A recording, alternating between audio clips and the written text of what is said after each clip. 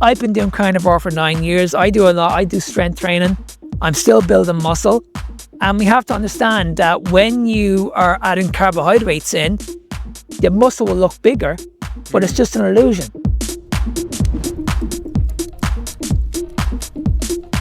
All carbohydrates break down to sugar at the end of the day. And even like people talk about like, oh, you need it for like certain things, like if you're working out. What do you think about that, Mark? When I say to people, like, have you ever heard of gluconeogenesis? They're like, yeah, I've heard of it, but it's not a natural process. And I'm like, what are you talking about?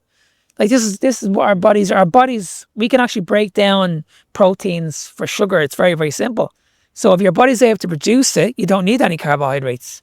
And I've been doing carnivore for 9 years. I do a lot. I do strength training. I'm still building muscle.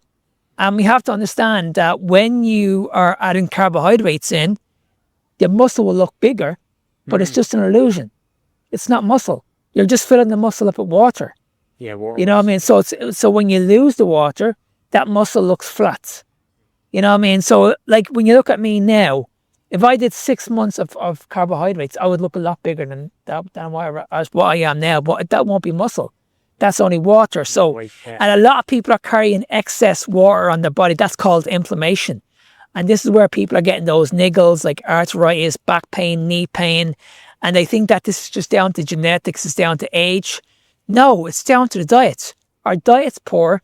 Most of the food that we're eating at the moment is heavily based in sugar, seed oil, processed food. Quicker we get fat adapted, this is the most important thing. The thing is, people don't give it enough time.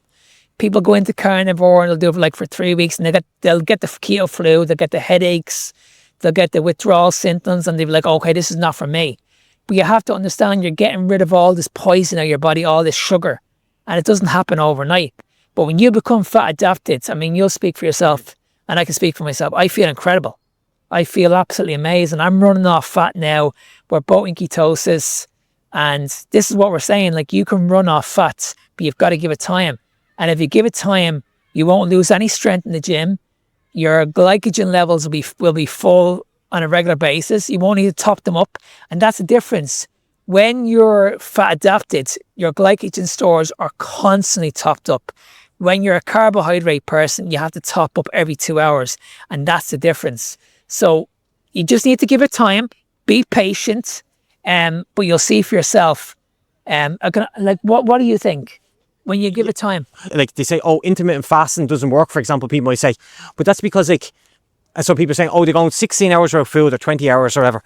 But like, that's because they're not fat adapted yet. So yeah, they're going to, if they have that, then it's like, that's not actually that that the intermittent fasting is a problem. It's because they aren't fat adapted. So they're having carbohydrate withdrawal. So they're having problems because they're withdrawn from the carbohydrates. If they give it enough time, then, like if they give it a couple of months, then you'll become fat adapted. But at the beginning, when you withdraw from the carbohydrates, you might struggle and have these problems and then say, oh, look, I tried carnivore for a week or two. I don't feel good.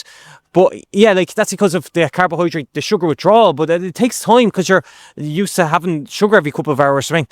But after a while, then you'll start feeling better. Like, because then, like we're talking about the cortisol, that's up at the beginning and all, and you might feel, but then it goes back down to baseline. Like, so you might feel bad at the beginning because you're used to eating every couple of hours. But eventually, when those gluconeogenic enzymes upregulate, then you'll feel good.